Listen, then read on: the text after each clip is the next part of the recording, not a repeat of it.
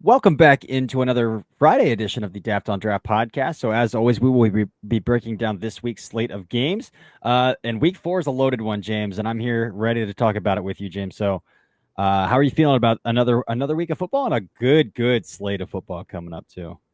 It was a slow start to the season for a lot of prospects. Like I don't know what percentage, but maybe 60-70% of the board that you can't even really evaluate up to this point. Like a Spencer Fano evaluation, I watched his week one tape against UCLA, but this matchup, Utah versus Texas Tech, I don't know if I've ever been more pumped for a matchup in terms of one-on-one like draft matchups. So, and a bunch of other exciting games as well. Yeah, I feel the same way. I'm about to drop my charting database tomorrow on my Substack, but like I don't have a single chart for Baron Morton.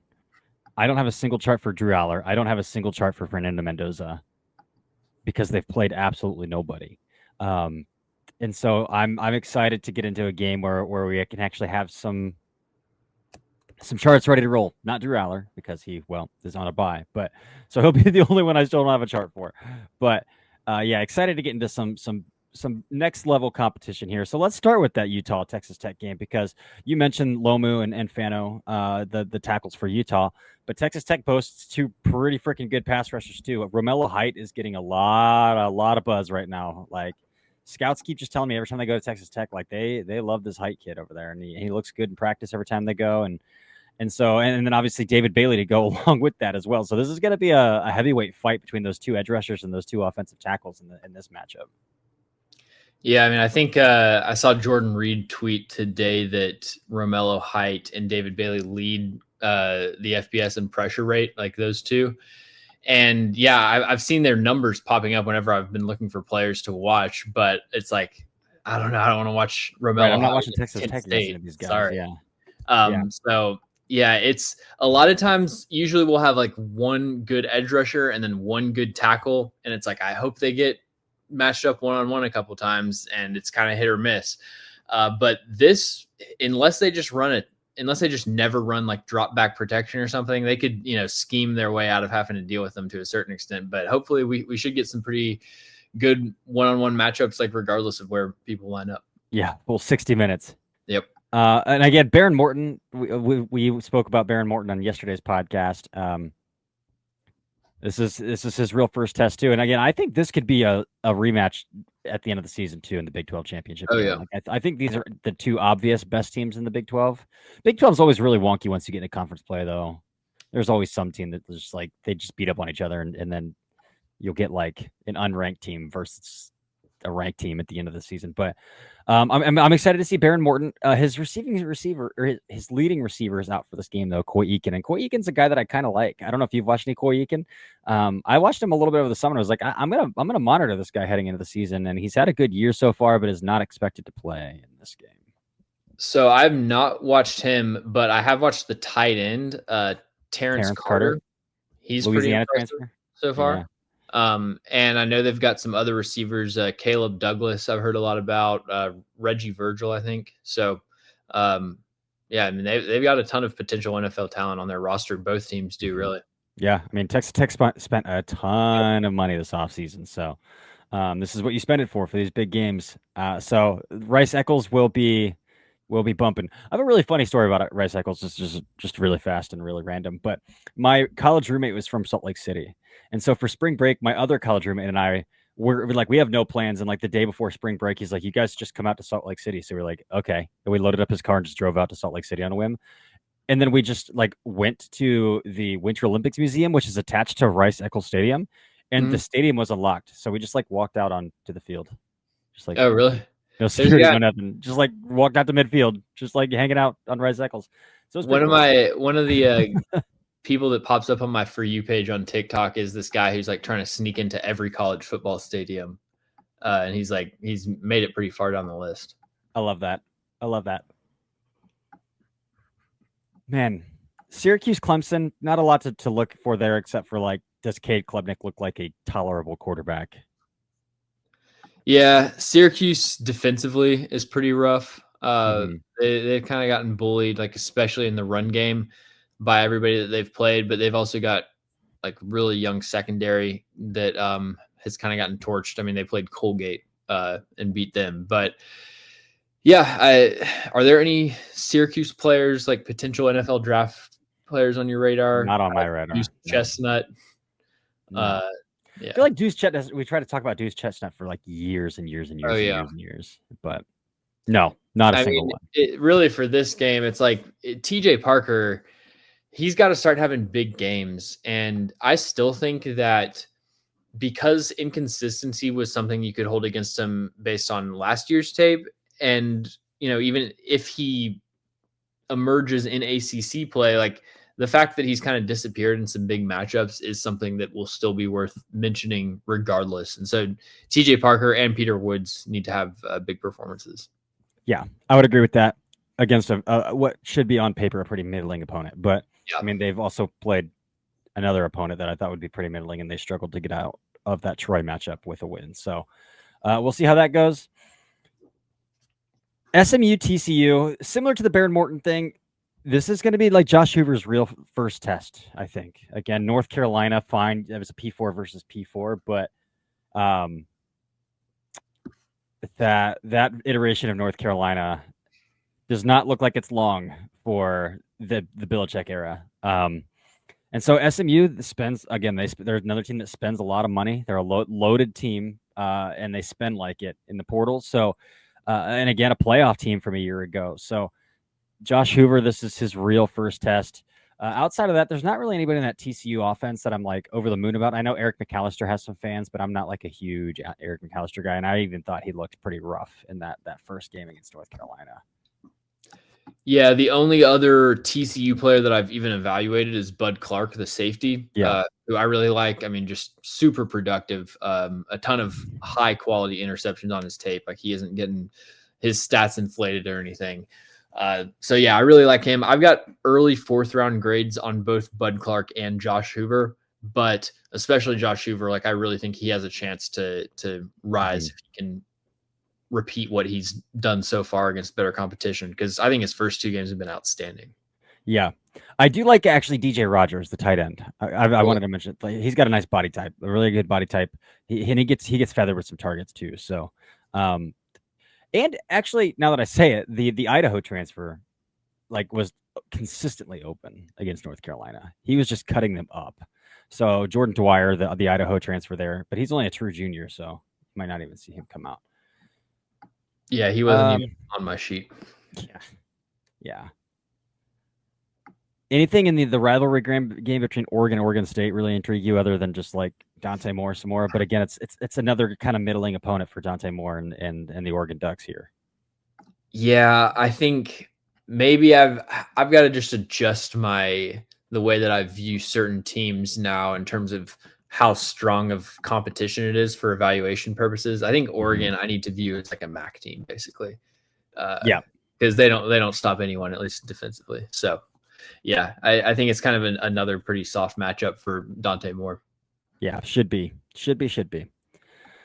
Auburn, Oklahoma. This one should be a good one. We'll get Xavier Chaplin versus R. Mason Thomas and the Adebawore brother as well, coming off the edge for Oklahoma. Oklahoma, I mean, David Stone, that defensive tackle, is going to be a first rounder next year, I think. He's playing out of his mind.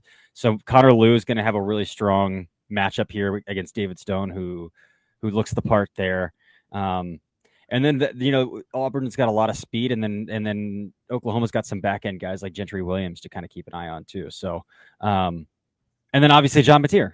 Like, is this a game where John Mateer establishes himself? Because like people are loving the Mateer tools, and I get it, but like I haven't thought that the tape from a process standpoint has been like spectacular. No, I mean he's gotten pretty lucky that he doesn't have a lot more interceptions. Yeah, he already sits with 3 through 3 games. Yeah.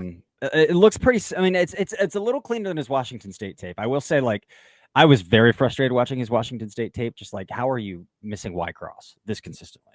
Yeah. But like even against Michigan, like struggled to read out mesh and find the sit, like the deep sit, and like tried to run, like tuck the ball and run. It's just like those are the things I want to see him do.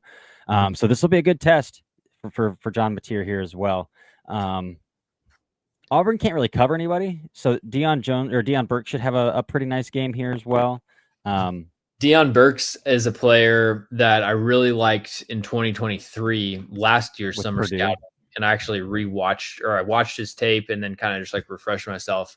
I'm really excited about him. I think he has some of the best acceleration like in his Mm-hmm. routes in this receiver class. I was really impressed by that Michigan game from Yeah. Deion Burks. Like, again, I've been like pretty vocal. Like, I've missed on a lot of wide receivers who are like, well, this guy can run every single route, Mm-hmm. but like they can't play through contact. But Deion Burks was like stacking dudes down the field, tracking the ball over his outside shoulder, deep vertically down the field, and wasn't just doing gimmicky, gadgety stuff. So that was a really good game for me in terms of like Burks building a draft profile again, because like last year it kind of got shattered a little bit, and now we're kind of rebuilding it. And I thought that was a great game. Yeah, and I mean, I think this is kind of like the B version of the Utah Texas Tech matchup, because what you're going to get in the trenches, or at least outside the trenches, with Xavier Chaplin versus R. Mason Thomas. Like, I know they're going to, he's rushing off of Chaplin's side a lot of the time. So Yeah, hopefully, I haven't really been that impressed with Chaplin this year, and wasn't very high on him heading into the year, but he's got outrageous physical tools. yeah, he's a frustrating watch. Like, I didn't love him either because I think his feet are a mess, but at the end of the day he's got like 36.5-inch arms, and so it's like, dude, your feet aren't getting to speed, but like it doesn't matter because you're just so outrageously long that you can still punch. But like Chaplin's the exact kind of body type that R. Mason Thomas has historically cooked. Like those like lumbering, stiffer offensive tackles. The Those are the fee guys fi that R. fo Mason fum, Thomas gets underneath of. the fee What? fi fo fum athletes. Yes, the fee fi fo fum athlete.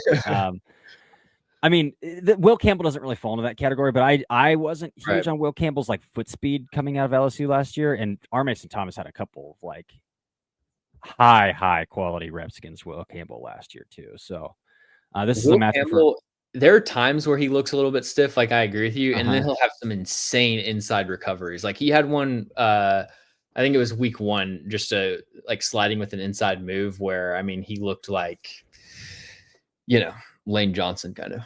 Yeah. Michigan and Nebraska. Dude, Justice Haynes is averaging like 8 yards a carry right now. He's very good. Yeah. I like Justice Haynes, which I didn't like love his summer tape, but like Dalton and I had kind of tabbed him as like, this is a guy who could make this running back class better in a better situation where he's not splitting carries with Jam Miller. And yeah, dude, he's averaging 8 yards a carry right now for Michigan. Maybe a little muddied by like a few explosive runs, like long breakaway runs, but I mean, you take those that doesn't hinder a draft profile by any means. If anything, it puts more into your profile that you can pull away vertically in the open field. So I'll be watching Justice Haynes. Michigan doesn't really have any DBs that I'm thrilled about. I was going to say Dane Key, but like he should have a decent game against those Michigan DBs as long as Raiola can get him the ball. I haven't really loved what Raiola's put on tape outside like the first 4 weeks of his freshman season last year either. Yeah, people were trying to argue with me on Twitter about like Raiola being better than Ty Simpson and Dante Moore this year, which like Dante Moore hasn't played anyone, but like Raiola has just never really impressed me as a like processor, really. No. He's But got he's some really fun tools, but the other Michigan guy that I'm going to be looking for in this game is Jayshawn Barham, who is an off-ball linebacker. Was not impressed with his tape off the ball last year, but apparently they've moved him to edge. I was listening to a Stock Exchange podcast, and they highlighted him as like one of their risers, which I was off my radar. And apparently he's playing edge, and so I'm gonna be checking him out this game for sure. 6'3", 243. He's got the measurables. Yeah, I mean, listening to them describe him, it sounded pretty good. So we'll see. Yeah. I want to see what his arm length's like. I don't know if he has an NFS grade or not. I think it was. I have 33. Yeah, 33. Yeah, so he can 33-inch arms, 75th yeah. percentile wingspan, 96th percentile hand size. And that'll play. A linebacker, but for an edge, yeah, that'll play. Yeah. So that'll be interesting to watch. Nebraska doesn't really have any offensive linemen that drive me crazy. But Yeah, I will keep an eye on that for sure. I kind of like Ernest Hausmann a little bit stacked in the second level. He's athletic, but like he lacks instincts still. I So want to do you, like for him.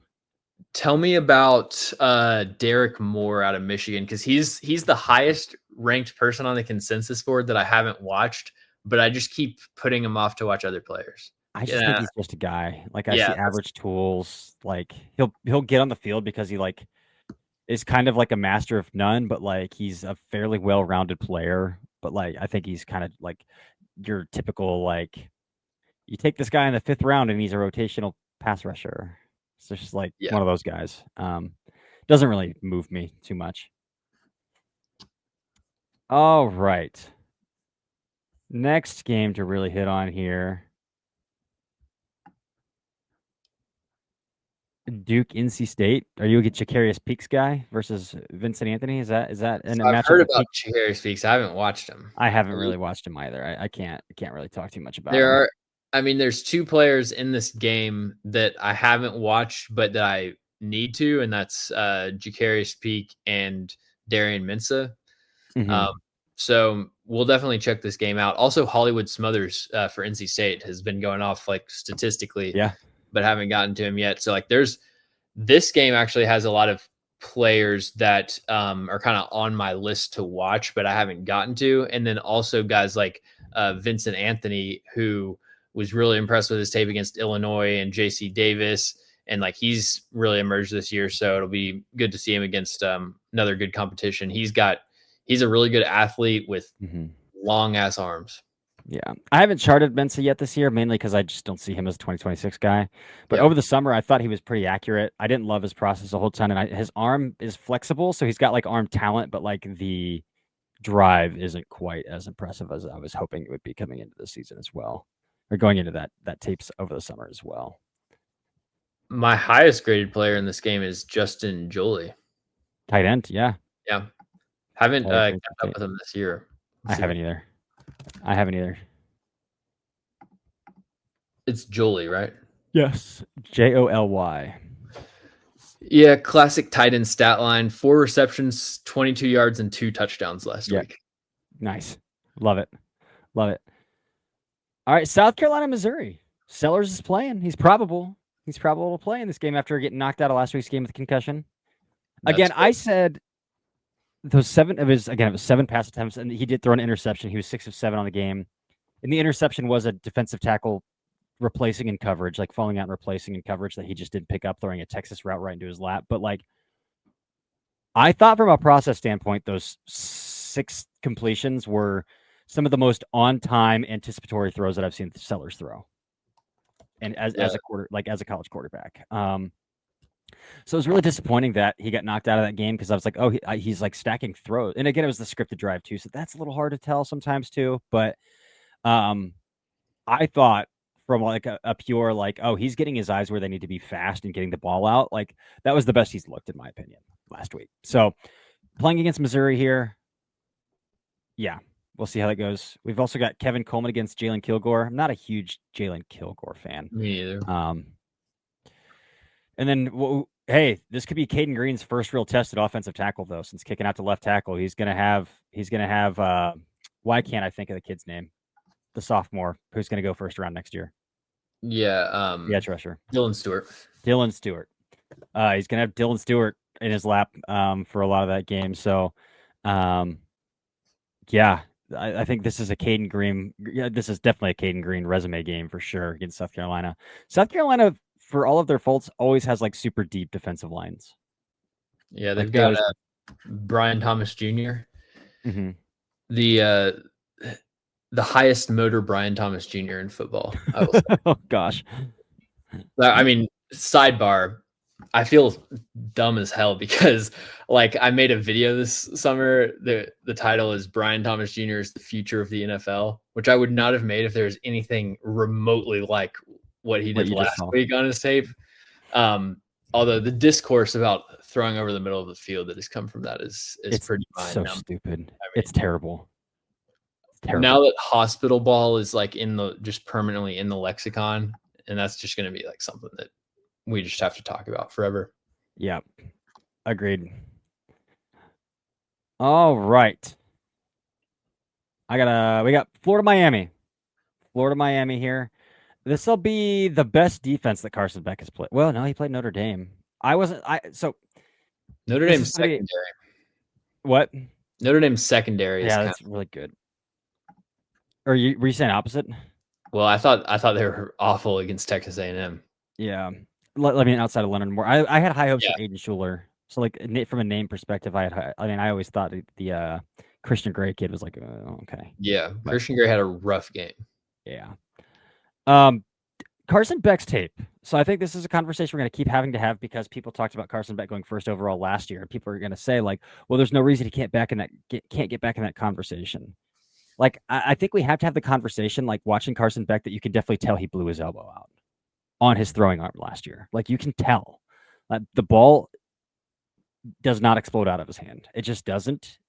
So I like the ceiling is very capped for Carson Beck, I think. Yeah. And then even the Notre Dame game, I didn't think the ball placement was overly spectacular. I mean, CJ Daniels bailed him out on that one-handed grab that should have been an interception.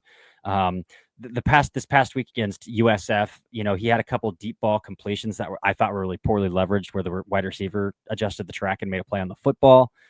So like I haven't been overly thrilled with the Carson Beck tape from an NFL draft perspective, but I'm never gonna like talk bad about having like a good college quarterback season. Like it's great. This resurgence for Carson Beck at the college level is great. I'm gonna remain pretty mum on him as an NFL draft prospect, though. Yeah, I'm probably a little bit higher on him than you, but I feel similarly to him as I do with Garrett Nussmeier, where I think he operates the middle of the field really well.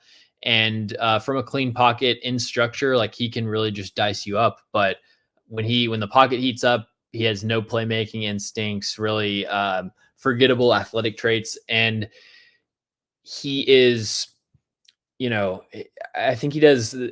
Interceptions come from, to me, two different places with Carson Beck. It's him, his process getting sped up because of pressure, and he just makes a reckless decision. But then it's also he doesn't, for somebody that targets the middle of the field a lot, he doesn't do a very good job of manipulating linebackers with his eyes, and he will just kind of, he does a lot of the first process really good, where he'll uh, check off reads and kind of get to his backside progression, but with his eyes, he's just leading linebackers into the passing lane, and so he throws a lot of interceptions there as well. So yeah, he's to me kind of a third round like fringe starter. Yeah, I think I can get there as like a game managing type quarterback. I think the ceiling is probably like a backup spot starter kind of quarterback, though. My comp is Davis Mills. Okay, I can get on board with that. I can get on board with that. I will be excited to watch some more CJ Daniels in this game though, because I've been Yes. pretty impressed with CJ Daniels through this early part of the season. I'm kind of doing my grades a little bit differently this year, where instead of updating them like once every 6 weeks, I'm kind of just updating them as I go. And CJ Daniels is somebody that I've just given a little bump every single game I've watched. He started off as kind of a day 3 player, but I've already got him up to a late third round grade. Um, I'm also really excited to watch the Florida offensive line against the Miami D line, because for as bad as Florida has been, I've actually been really impressed with their offensive line. I think Austin Barber has played really well. He had some disgusting run blocks in that LSU game. We talked about Najee Harris, and then Jake Slaughter is a solid kind of like early day 3 center, I think. And Mhm. then, Miami's got Ruben Bain Jr., who is, to me, the best player in the class. I think he's been the best pass rusher in college football pretty clearly through 3 weeks. And then also, they've got David Blade Jr., a transfer from Louisiana Tech, who is kind of he's a 6'02", 305 pounds, 33 and 3/8 inch arms. I'd never heard of him, but I saw ESPN, like they do like a consensus board with Mel Kiper, Jordan Reed, all the guys, Mhm. and they had David Blade Jr. in the top 30 on their board. So like he wasn't even on my list. So I added him, watched a couple games. I thought I gave him a 4th round grade, so I didn't really see that, but I'll be keeping an eye on him. Yeah. Love that. Love that. Yeah. This seems like for Bane, I feel like Austin Barber is the ideal kind of offensive tackle that he can completely take advantage of. The kind of Yeah. like those stiffer, Mhm. taller guys who play with wide hands. So like JP and I talked about this when we did after draft earlier in the week, but like I just feel like Austin Barber's going to have a gigantic target on his chest, like for 60 minutes, because again, Barber plays with kind of those wider hands and does like lacks quite a bit of knee bend, I think. So I think he's a little more upright than you would want your offensive tackles to be, and I think that's going to be to a guy like Bain's advantage who just wants to explode out and run through your chest. So um, I will be keeping a close eye on that matchup for sure. The big one, in my opinion, though, is Indiana Illinois. The big because like I think we're already in week 4. Again, it's a long season, but like we are already in week 4, like desperate for somebody to say like, please draft me in the first round. Yeah. Like for some quarterback to be like, please draft me in the first round. And I think this is a game where if Fernando Mendoza goes out and he lights up Illinois, that we can firmly say like Fernando Mendoza is probably the best quarterback in the nation. At least draft eligible quarterback in the nation to this point, because it hasn't been pretty elsewhere. So I'm really excited about this game to see Mendoza against a team that's not Old Dominion, that's not Indiana State, that's not Kennesaw State. So get a chart in my database as well here in this game. But this is a huge opportunity for Mendoza to really establish himself. Yeah, I mean, this is a massive opportunity. We pretty much created a new segment that we'll be unveiling next week, probably. That is like this game was kind of the spark for. But yeah, there are some guys that need to prove themselves in a big moment here on Indiana's roster, and I would look at Mendoza, but also Omar Cooper Jr., who has been mostly really impressive to me this year. But again, the level of competition is so weak. So if he comes out, has a big game against Illinois, that'll kind of verify what I've thought of Omar Cooper so far. I also like some of Indiana's defensive backs, but especially from a draft perspective, Amari Farrell is Okay. probably my favorite. D'Angelo Pons is kind of he's a fun college player, but at 5'9", 170, I'm just not with like not elite speed, you know. Yeah, completely there. It's worth mentioning as well, Xavier Scott's not expected to play in this game. So Xavier Scott in the slot, because he plays predominantly like in the slot against Omar Cooper in this game, would have been a lot of fun to watch. But it's a matchup we're not going to get. Indiana, they have a lot of it's a roster that is very like good for college football, but it's a lot of the guys that are going to get drafted. I think it's a lot of day 3 picks because it's just all JMU transfers who kind of don't really have the measurables, and that's why they were under recruited. But then they develop into great college players, which is great for Indiana. But you look at them, it's not like I don't really see too many translatable athletic traits with Elijah Surratt or Mikhail Kamara, I really, agree. who I think are great college players. Um, and then for Illinois, like I guess JC Davis is really the main guy offensively that I'm looking at. Yeah. Kamara versus JC Davis could be a good matchup for sure. Mhm. Davis is another one of those guys who's kind of just a wonky mover. He's a good athlete, just kind of a wonky mover. Kind of undisciplined with his technique a little bit. So, and it's kind of translated into this year again as well. It's kind of been the case since he's been at New Mexico. But all right.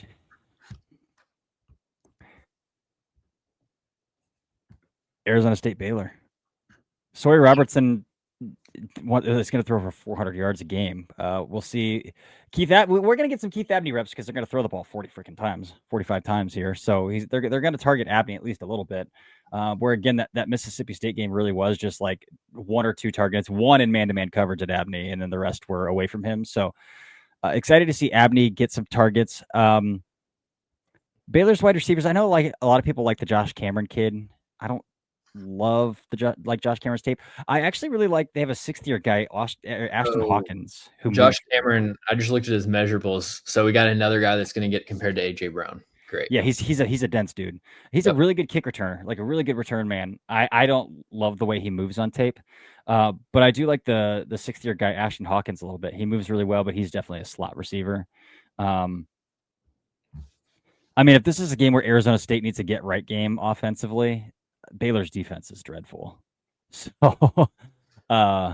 yeah, Baylor, if we have any Baylor fans listening, I'm not a hater, but they're two kind of, I think, top prospects, I just really don't see it with it all. Sawyer Robinson, we've talked about. Mm-hmm. I think is just the classic case of a tall guy that people Mason stereotype as Rudolph. having a big arm. Mason Rudolph all over It's again. like it's kind of like mind boggling to me. And then Bryson Washington, I agree again. did not see it with him at all. And he's ranked highly on some, people's boards, but I have been really impressed with the tight end Michael Trigg at points.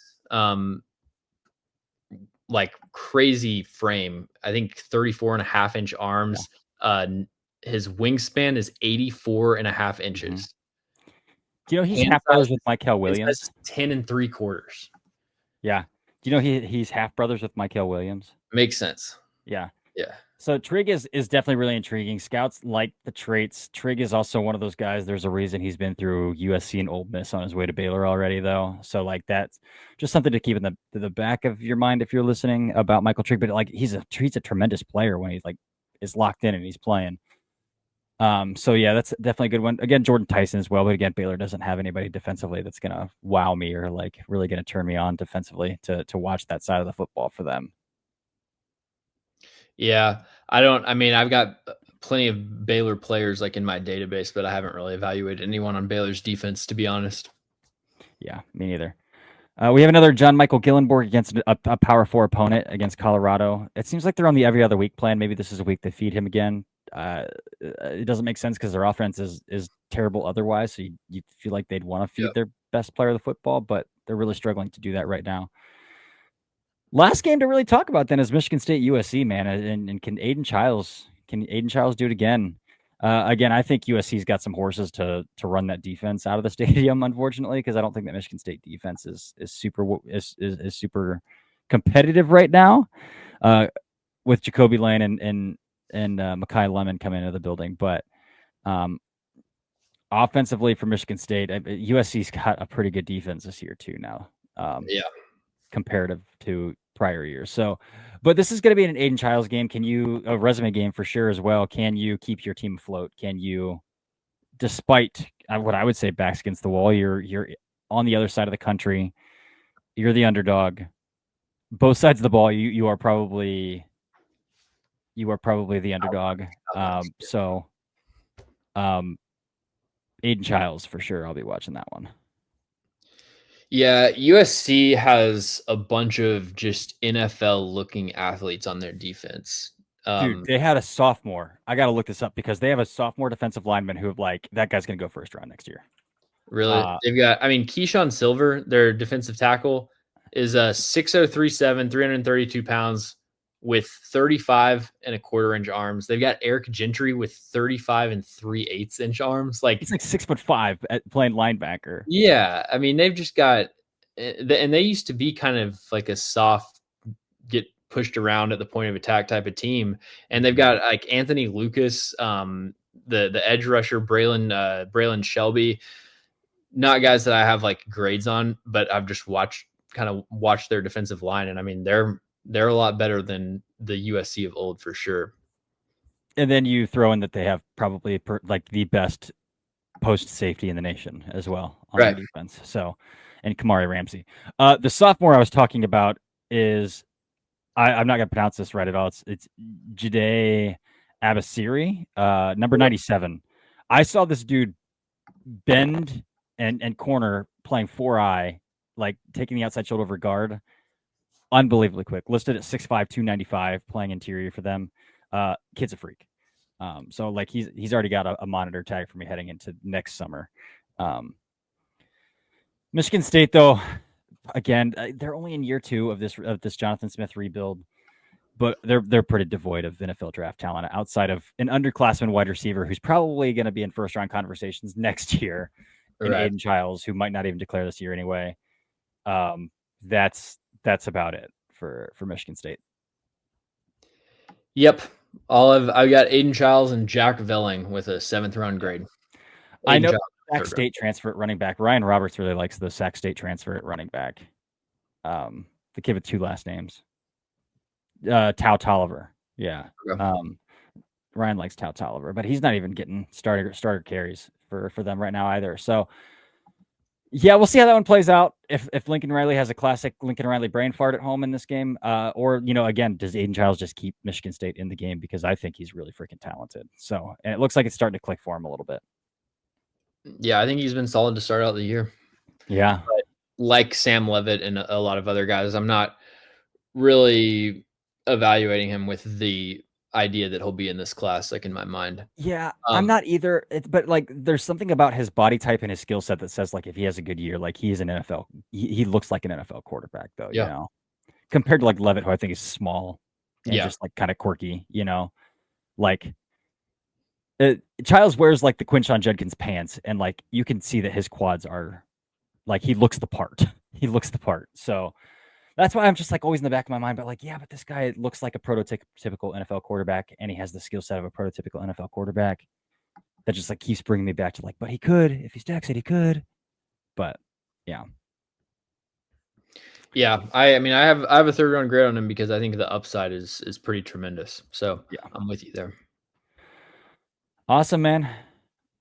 Well, that's the slate of games. I think we hit anything else you wanted to point out here. There's some other decent matchups. I mean, Cal San Diego State. I don't know what it is with the West Coast corners this year, but Chris Johnson for San Diego State, the Hezekiah kid from California. I like the Stanford corner, Colin Wright. I don't know what it is, but yeah, a lot of underrated corners playing at 10 p.m. this year. Yeah, I was gonna say I like. Oh, I'm gonna watch this Aiden Childs game, but that's at 11 p.m. Yeah, on the, Eastern time, and I have two very young kids, so I don't know if I'm gonna be watching that game. yeah, the night games are kind of like I watch as I'm falling asleep. Honestly, I'm interested what your kind of Saturday watching schedule is because mine for somebody that like watches a ton of tape and covers it super hardcore, like I use Saturday as a, you know, I like to watch college football like socially and like go out Yeah, to a bar. So I'm not super, oh, I've got to rewind every snap and like that's what the tape's for. right, exactly. I don't. Yeah, so like Saturdays, especially because I cover the Browns and I have to have Sundays afternoons to cover the Browns. Saturdays, I'm usually giving my wife Saturday afternoons Right. off since she's taking Sunday afternoons, so I can cover the Browns. Um, so it's like I'll peep a game if I can, but most of the time, like if my son's watching Paw Patrol, I'll pull up a game on my laptop after the slide or something like that. But live viewings are unless it's a night game and my kids are in bed are few and far between for Saturdays right now. I mean, I'm watching football all day. It's just I'm always like flipping through games, so I miss out on a lot of context. Like if you're like I said that Whit Weeks got injured, but I missed the targeting call because I Yeah, was like the second flipping through offensive player, the every second defensive play of the game. game. Yeah. All right. But Well, yeah, we're gonna have a lot to talk about on Monday coming back. oh yeah, it's gonna be a stacked week. I mean, we might have to do shoot 2 helmet sticker episodes Yeah, I have or to break make a down fourth offense helmet defense. sticker. Yeah. All right, man. Well, you enjoy your weekend. You enjoy a great slate of college football. You too, everybody out there, enjoy a great slate of college football. We will be watching the Fernando Mendoza hype train. It rolls on, We will so be seated. we will be seated. But until next time, this has been another episode of the Daft on Draft podcast.